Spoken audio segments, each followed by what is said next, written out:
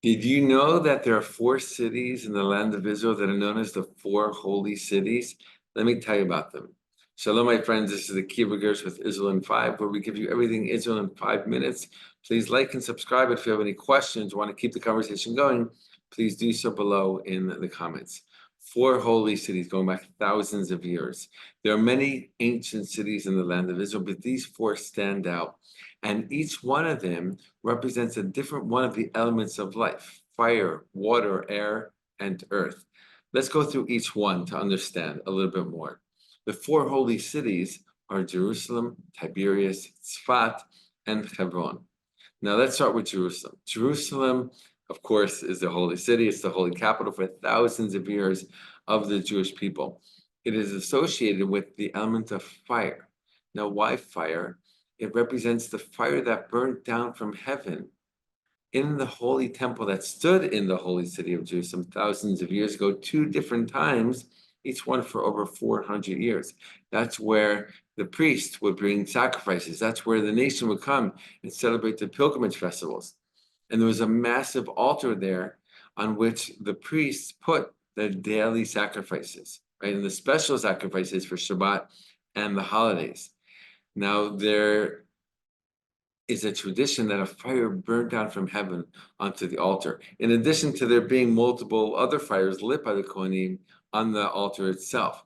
But there was a lot of fire happening in the temple because of these sacrifices that were brought every single day. So fire, right, is represented, is connected to Jerusalem in that very, very special, specific, and detailed way. Let's move on to the next holy city, Tiberias. Tiberias is an ancient city. There's a place, actually, if you go into Tiberias today, you can see some of the walls of ancient Tiberias. And now you might know Tiberias sits right on the shores of the Sea of Galilee, the Kinneret, as we call it in Hebrew. So, of course, it's associated with the element of water. Now, each one of these elements, right, has special different characteristics, has different traits. Fire, let's say, go back to Jerusalem for a moment. Fire could be very constructive. It could be very destructive, right? It can warm, it can cook, it can do many, many great things. It could also destroy, right? So it's really kind of the idea of using it in the correct way. Water as well. Water can be very calm. It can be very calming. It can be very peaceful. Water is reflective. We can look in the water and we can see a reflection of ourselves, right? Kind of teaching this idea to us about, reflecting on our own lives and our own actions. But we know that water can also, like fire, be very destructive. And so it's kind of like this idea of using things in the right way, in the right measure, to make sure that we're doing things in a constructive way, not in a destructive way. Moving on to the city of Tzfat. Tzfat is not that far from Tiberias. You can actually see Tiberias from Tzfat, and you can see Tiberias. You can see Tzfat from Tiberias up on the hill. It's perched up on this hill, this beautiful hill with a beautiful view all around, and that's why Tzfat, going back thousands of years, is connected to the element of air. Now, air in Judaism is connected to the word ruach, which means wind or spirit. And when you go to Tzfat, you can feel the wind, you can feel the different kind of quality of air there. But ruach also means, as I said, spirit, which is represented or connected to the idea of a soul, right? So air in Judaism is connected to spirituality. And it's really amazing because the history of Tzfat is really defined by its very beautiful focus on Jewish spirituality and Jewish mysticism. Going back 500 years, there's a vibrant community living in Tzfat, very much focused on the deeper spiritual teachings of the Jewish tradition. And if you go to Tzfat today, you'll see the same thing. Many people are attracted to Tzfat today for these same reasons, as a place to go and focus more on the spiritual, not as much on the physical, although, of course, in Judaism, right, both are important.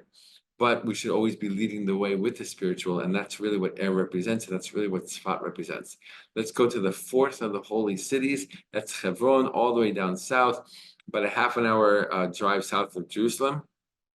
And that's connected to the element of earth. Why that? Why earth? Because there in Hebron, we have the Me'arat HaMachpelah, we have the tomb of the patriarchs. built, the building itself built 2,000 years ago, but the graves inside going back even further, right? Many thousands of years ago, all the way back to Avram and Sarah, and to Isaac and Rebecca, and to Jacob and Leah. But even before that, according to Jewish tradition, we have Adam and Eve who are buried there as well. So we have 4 couples buried in the tomb of the patriarchs. That's Hebron, of course, burial, earth, they're buried in the earth. And that's really a grounding, right? It's a connection to the earth.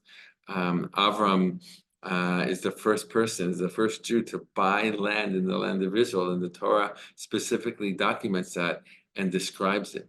So it's really about this grounding and this connection to this place, to this space in the world that God brought Avram to, and the Jewish people have been connected to for thousands of years. So putting all this together, we have fire, we have water, we have air, we have land, we have these 4 holy cities, which connect us to the beautiful history of this land, also connect us to the elements, and also connect us to the ideas that are behind these elements. So those are the 4 holy cities. I hope you get to visit them sometime soon. All the best and be well.